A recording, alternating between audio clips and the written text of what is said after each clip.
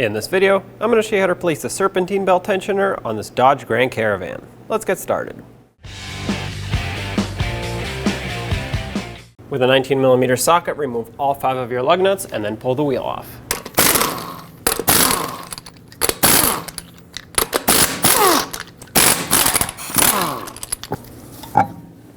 Now we have to pull this splash shield off so you can get better access in there. I'm going to start with a trim tool. There are some push clips along the outer edges, one being in the front here. Just pop these off. Keep in mind, a lot of times they will break, so if you have replacements, that's a good idea to replace them. And then one right over here securing the fender liner to this shield. Okay, I was able to save that one. Then there are 2 10mm bolts, one over here and one in there. Pull this off. Now with everything exposed, you can see the tensioner is right here. We're going to have to put a 3/8 drive tool right in the head of it to remove tension off the belt. For this, you could just use a ratchet. Pull counterclockwise, slip that belt off. Oftentimes the belt just wants to fall immediately, so I'm just going to take it off, get it out of my way so I can work easier.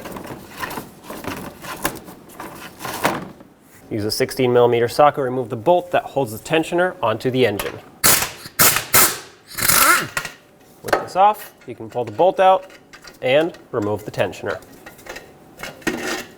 This mounting area is quite dirty, so I'm just going to clean it up a little bit, make sure it's ready to accept the new tensioner. It's important that it sits nice and flat up against the engine. Now, it doesn't have to look perfect, but if I can clean it up a little, I will. And since there was quite a bit of corrosion, I'm going to coat this in some anti-seize to prevent further corrosion from building up here. It's a aluminum on steel, so it's very common to corrode. All right, now line up the new tensioner. Has a little tab here that has to slide into that cutout. That's how you know it's seated. And then stick the bolt through, inspect your bolt. Mine is in perfect condition, so I'm good to reuse it, but if yours is rusty or damaged, replace it. This tensioner has a little bit of play to it, so make sure you hold it steady while you tighten it. The torque for this bolt is 37 foot-pounds. That's it right there. Now let's get the belt back on. Here's a diagram on the screen of the belt routing. Doesn't matter where you start, as long as you get the belt on all the pulleys, of course.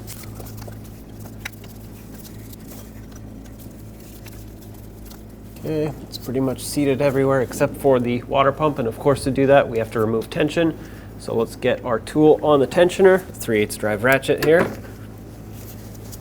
Release tension, slip the belt over.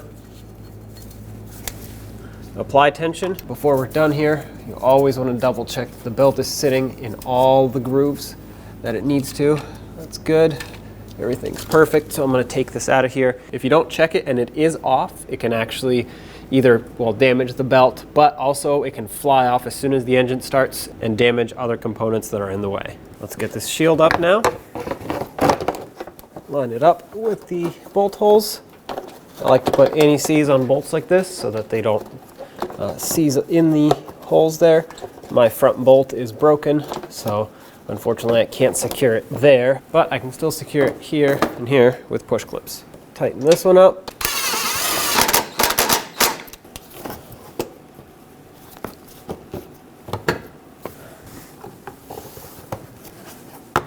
There we go. Let's get the wheel back on. Start on all 5 of your lug nuts, snug them up, and then in a cross pattern, torque them to 100 foot-pounds.